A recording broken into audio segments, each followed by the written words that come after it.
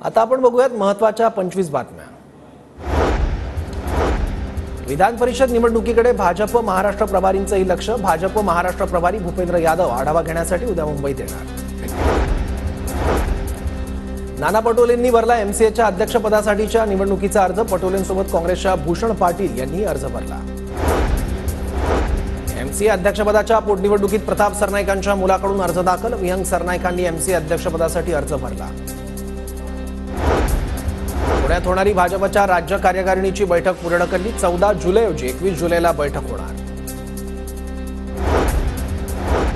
आरक्षणाच्या मुद्द्यावरून विधान परिषदेचे मवियाचे आमदार आक्रमक। हिम्मत आहे तो चर्चा करू, नाही तो खुर्ची खाली करू। विधान भवनाच्या पायऱ्यांवर आमदारांची घोषणाबाजी। एक खासदार असलेला पक्ष इमेज बनवण्यासाठी 200 कोटी खर्च करतोय। जितेंद्र आव्हाडांचा अजित पवार गटाला टोला। तर हॉटेल पॉलिटिक्स सोडा, हॉटेल विकत घेण्याइतके अजितदारा गटाकडे पैसे असल्याचीही टीका।